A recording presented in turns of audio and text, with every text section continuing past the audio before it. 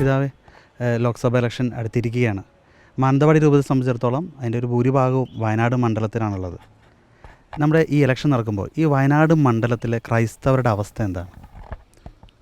വയനാട് മണ്ഡലത്തിലെ ക്രൈസ്തവരെ സംബന്ധിച്ച് പറയുമ്പോൾ ഇതിൽ ഭൂരിഭാഗവും കർഷക തൊഴിലാളികളുമൊക്കെയാണ്.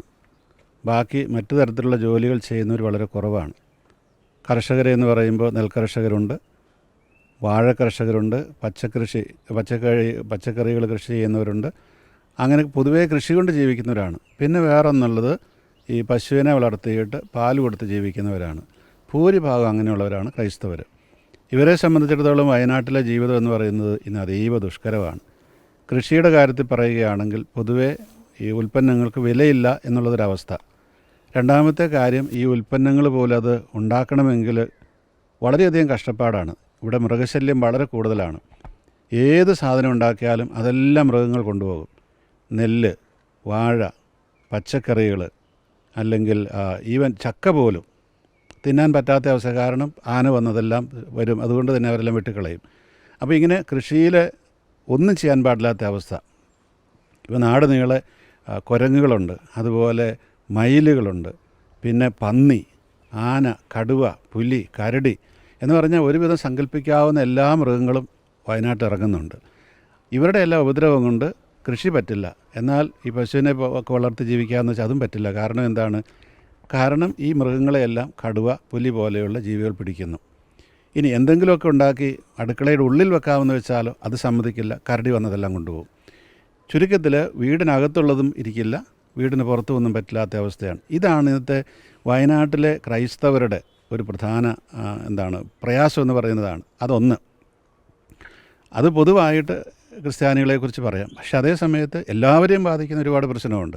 ഇവിടുത്തെ റോഡിൻ്റെ അവസ്ഥ, അതുപോലെ തന്നെ ഈ തമിഴ്നാട്ടിലേക്കും കർണാടകത്തിലേക്കും കടക്കാനുള്ള ബുദ്ധിമുട്ട്, രാത്രിയിൽ ചികിത്സാ സ്ഥാപനങ്ങൾ, ആശുപത്രികളുടെ അഭാവം, ഇതെല്ലാം വയനാടിനെ പൊതുവായിട്ട് ബാധിക്കുന്ന പ്രശ്നങ്ങളാണ്. അപ്പോൾ ക്രൈസ്തവരെ ബാധിക്കുന്ന പ്രശ്നങ്ങൾ മറ്റുള്ളവരെയും ബാധിക്കേണ്ടതാണ്. പക്ഷേ അവർ ആ മേഖല ഇല്ലാത്തതുകൊണ്ടാണ് അധികം ബാധിക്കുന്നത്. പക്ഷേ അതുപോലെ തന്നെ ഈ മൃഗങ്ങൾ മനുഷ്യരെ കൊല്ലുന്ന ഒരു പ്രവണത അതുണ്ട്. അത് എല്ലാവരും കൊല്ലുന്നുണ്ട്. പക്ഷേ ഈ മേഖലയിൽ ഈ ക്രൈസ്തവരാണ് കൂടുതൽ. കൃഷിയിലും പശു വളർത്തലൊക്കെ കൂടുതൽ അവരായതുകൊണ്ട് അവരെ അത് വല്ലാതെ ബാധിക്കുന്നുണ്ട്. അവരുടെ സാമ്പത്തിക സ്ഥിതി ബാധിക്കുന്നുണ്ട്. മറ്റൊന്നുള്ളത്, ഇത് നമുക്കറിയാം, നമ്മുടെ ഒരു ആരാധനാപരമായ കാര്യങ്ങൾ, പള്ളിയിലേക്ക് പോകാൻ, കുട്ടികളെ വേദപാഠത്തിന് വിടാൻ, ഇതിനൊന്നും പറ്റുന്നില്ല. കാരണം അപ്പോഴെല്ലാം ഈ മൃഗങ്ങളുടെ മുമ്പിൽ ചെന്ന് പെടുകയാണ് ചെയ്യുന്നത്. ഇവിടെ തന്നെ ഇപ്പോൾ ഈ രാത്രി കുർബാനയുടെ കാര്യത്തിൽ അത് ഈസ്റ്ററിനായാലും ക്രിസ്മസിനായാലും ഒക്കെ സമയം മാറ്റേണ്ടി വന്നു. വൈകുന്നേരം 7 മണി മുതൽ 10 മണി വരെയുള്ള സമയത്ത് എപ്പോൾ വേണമെങ്കിലും നടത്തി തീർത്ത ആളുകളെ വിട്ടോളാനാണ് പറഞ്ഞിരിക്കുന്നത്. അതിൻ്റെ ഒരു കാരണം ഇതാണ്, ഈ ജീവനിൽ പേടിയുള്ളത് കൊണ്ടാണ്. ചുരുക്കത്തിൽ ഈ വയനാട്ടിലെ ക്രൈസ്തവരെ സംബന്ധിച്ച് അവരെല്ലാ വിധത്തിലും പീഡിപ്പിക്കപ്പെടുന്നവരാണ്.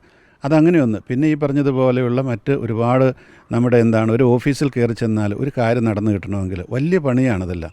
നമുക്കറിയാം, ഒരു കർഷകനൊരു സബ്സിഡി കിട്ടണം, ഒരു പശുവിനൊരു ഇൻഷുറൻസ് തുക കിട്ടണം. ഇതിനെല്ലാം വല്ലാത്ത അവസ്ഥ. അതായത് എത്ര പ്രാവശ്യം കയറി നടന്നാലും ഇതൊന്നും കിട്ടാത്ത അവസ്ഥയാണ്. നമ്മുടെയൊക്കെ സ്വന്തം അക്കൗണ്ടിലേക്ക് വരേണ്ട പൈസ, അതായത് ഈ സർക്കാരിൽ നിന്ന് കിട്ടേണ്ട സബ്സിഡി അല്ലെങ്കിൽ ക്ഷേമ പെൻഷനുകൾ, ഇതൊന്നും കൃത്യമായ സമയത്ത് കിട്ടുന്നില്ല. ചുരുക്കത്തിൽ മറ്റുള്ളവരെക്കാൾ കൂടുതലായിട്ട് വയനാട്ടിലെ ഈ ക്രൈസ്തവർ അനുഭവിക്കുന്ന കുറേ അധികം കാര്യങ്ങളുണ്ട്. അതുകൊണ്ട് തന്നെ ഇതിനെയൊക്കെ അഭിസംബോധന ചെയ്യുന്ന ഒരാൾക്കാണ് യഥാർത്ഥത്തിൽ വോട്ട് കൊടുക്കേണ്ടത്. അങ്ങനെ ആരെങ്കിലും ഉണ്ടോ എന്നുള്ളതാണ് അടുത്ത ചോദ്യം. അത് തന്നെയാണ് അടുത്ത ചോദ്യത്തിലേക്ക് വരുന്നത്. വളരെ പാവപ്പെട്ട, കഷ്ടപ്പാടോടി ജീവിക്കുന്ന ജനങ്ങളാണ് വയനാട്ടിലുള്ളവർ. ദുഷ്കരമാണ്. പക്ഷേ ഈ മണ്ഡലത്തിലെ സ്ഥാനാർത്ഥിത്വം എന്ന് പറയുന്നത് വളരെയധികം VIP ഒരു മണ്ഡലമായി മാറിയിരിക്കുകയാണ്. ഇന്ത്യ മുഴുവൻ ഉറ്റുനോക്കുന്ന ഒരു മണ്ഡലമായി വയനാട് മാറിയിരിക്കുകയാണ്. രാഹുൽ ഗാന്ധി കഴിഞ്ഞ ടൈമിൽ അദ്ദേഹം ജയിച്ചു, ഈ ടൈമിൽ അദ്ദേഹം നിൽക്കുന്നു. അതോടൊപ്പം തന്നെ ഒരു കേന്ദ്ര നേതാവായിട്ടുള്ള ആനി രാജ നിൽക്കുന്നു. ഇനി BJPയുടെയും അതുപോലെ സ്ഥാനാർത്ഥി. അപ്പോൾ ഈ എങ്ങനെ കാണുന്നു? ഞാൻ പൊതുവേ പറയുന്നത്, നമുക്ക് MLA ആയാലും MP ആയാലും അത് ജനങ്ങളുടെ പ്രതിനിധിയായിട്ടാണ് അവർ പാർലമെൻറ്റിലോ നിയമസഭയിലോ പോകുന്നതും പോകേണ്ടതും. സ്വാഭാവികമായിട്ടും അതാത് പ്രദേശത്തുനിന്നുള്ള ജനതയുടെ പ്രതിനിധി അതാത് പ്രദേശത്തുനിന്നുള്ളവരായിരിക്കുന്നതാണ് ഏറ്റവും നല്ലത്. കാരണം അവരാണ് വേദന അനുഭവിക്കുന്നവർ. ഞാനൊരു വേദന അനുഭവിക്കുമ്പോൾ ഞാൻ തന്നെ എൻ്റെ ജനത്തിന് വേണ്ടി ചെന്ന് പറയുമ്പോൾ വളരെ വ്യത്യാസം ഉണ്ടാകും. അതേസമയത്ത് പുറത്ത് ഇതൊന്നുമില്ലാതെ ജീവിക്കുന്ന ഒരാൾ ഞങ്ങളുടെ പ്രതിനിധിയായിട്ട് ചെന്ന് പറയുമ്പോൾ അതിൻ്റേതായിട്ടുള്ള കുറവുകളെല്ലാം ഉണ്ടാകും എന്ന് തന്നെയാണ് ഞാൻ കരുതുന്നത്. എൻ്റെ ചിന്തയിൽ എപ്പോഴും ഈ വയനാട് മണ്ഡലം എന്ന് പറയുന്നത് വയനാട് ജില്ല മാത്രമല്ല, മലപ്പുറത്തിൻ്റെ ഭാഗങ്ങളുണ്ട്, കുറച്ച് അങ്ങനെ കോഴിക്കോടിൻ്റെ എല്ലാം ഉണ്ട്. അപ്പോൾ ഇവിടെ നിന്നുള്ള ഒരാൾ വരണമെന്നുള്ളതാണ് ഞങ്ങളുടെയൊക്കെ ആഗ്രഹം. അങ്ങനെ വരുമ്പോഴാണ് ഞങ്ങളുടെ പ്രതിനിധിയായിട്ടത് മാറുക. രണ്ടാമത്തെ കാര്യം, ഇവിടുത്തെ പ്രശ്നങ്ങൾ യഥാർത്ഥത്തിൽ അവരോരോരുത്തരും ചെന്ന് ഈ പാർലമെൻറ്റിൽ അല്ലെങ്കിൽ നിയമസഭയിൽ മാത്രമല്ല അവതരിപ്പിക്കേണ്ടത്. ഒരു ജനപ്രതിനിധിയുടെ കടമ എന്ന് ഞാൻ വിചാരിക്കുന്നത്, ഈ ഓഫീസുകളിലൊക്കെ ഇവിടെ നിന്നുള്ള കാര്യങ്ങളുടെ ഫയലുകൾ യഥാവിധി നീങ്ങുന്നുണ്ടോ, ഇല്ലെങ്കിൽ എന്താണ് കാരണം, അതിനെ എങ്ങനെയാണ് പരിഹരിക്കേണ്ടത്, ഇങ്ങനെയുള്ള പ്രശ്നങ്ങൾ കൂടി അവർ അഭിസംബോധന ചെയ്യേണ്ടതാണ്. ഇതിനൊക്കെ ഇവിടുന്ന് ജയിച്ചു പോകുന്ന ജനപ്രതിനിധികൾക്ക് കഴിയുന്നുണ്ടോ, അല്ല അവർ തൽപരരാണോ, ഈ ഒരു വല്ലാത്ത ചോദ്യമാണുള്ളത്. അതുകൊണ്ട് തന്നെ ഇനി വേറൊന്നുള്ളത്, ഇപ്പോൾ വയനാടിനെ കുറിച്ച് പറയുമ്പോൾ ഇവിടെ പ്രമുഖരായിട്ടുള്ള 2 പേര് നിൽക്കുന്നുണ്ട്. രാഹുൽ ഗാന്ധി അതുപോലെ ശ്രീമതി ആനി രാജയും. കേരളത്തിൻ്റെ അതിർത്തി വിട്ടാൽ ഇവർ 2 പേരും ഒരേ സഖ്യത്തിൽപ്പെട്ടവരാണ്, ഇന്ത്യ സഖ്യത്തിൽപ്പെട്ടവരാണ്. അപ്പോൾ ഈ വയനാടിൻ്റെ തൊട്ടപ്പുറത്ത് ഒരു 10-20 കിലോമീറ്റർ ചെയ്യുന്ന തമിഴ്നാടായി കർണാടകമായി, അവിടെ അവർ ഒന്നിച്ചു നിന്ന് ഒരു വേദിയിൽ അവർക്ക് വേണ്ടി വാദിക്കുകയും ഇവിടെ വന്ന് പരസ്പരം കുറ്റം പറയുകയും ചെയ്യുന്നതിൽ ഞാനൊരു ശരിയായ ഒരു രീതിയല്ല കാണുന്നത്. അത് ജനങ്ങളെ കബളിപ്പിക്കുന്നതായിട്ട് എനിക്ക് തോന്നാറുള്ളൂ.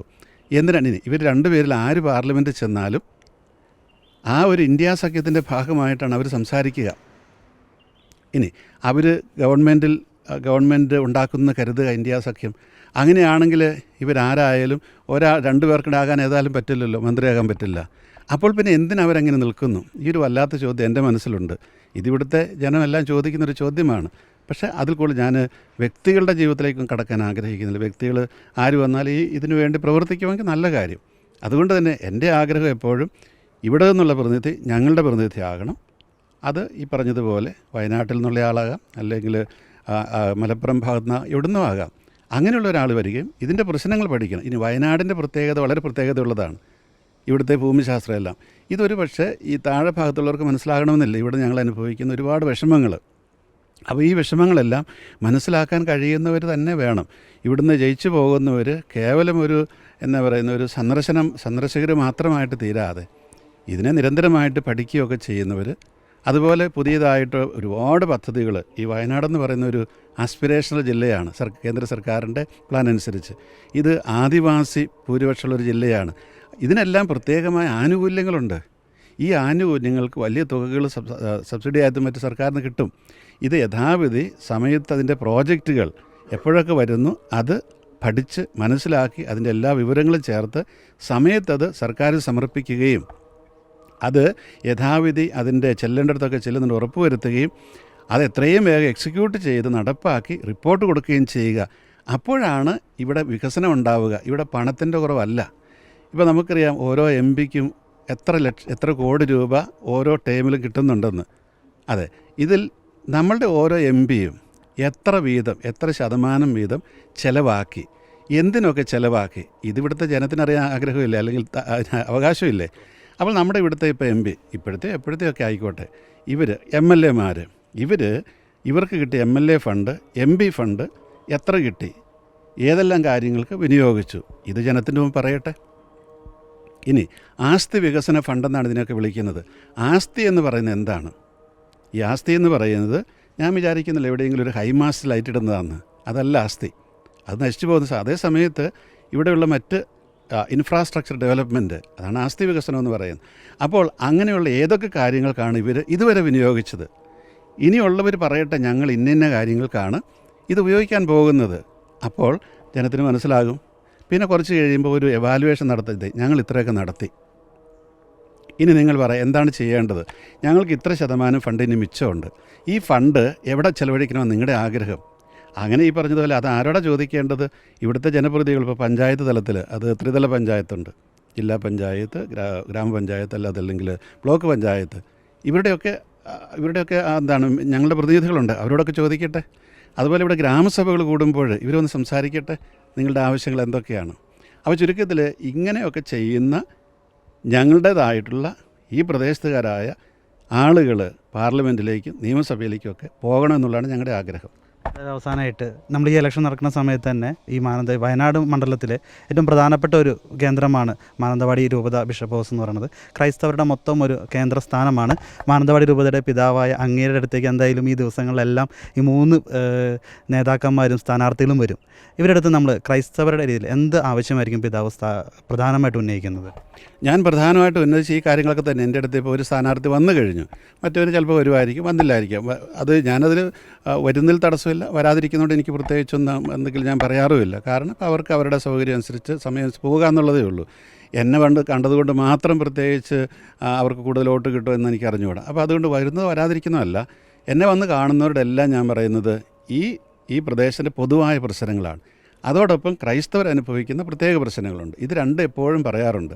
അതിനൊരു പരിഹാരം ഉണ്ടാക്കി തരുമ്പോഴാണ് അവർ യഥാർത്ഥത്തിൽ ജനാധിപത്യത്തിൽ വിശ്വസിക്കുന്നവരും ഞങ്ങളുടെ വോട്ടിന് വില കൊടുക്കുന്നവരുമായി മാറുക.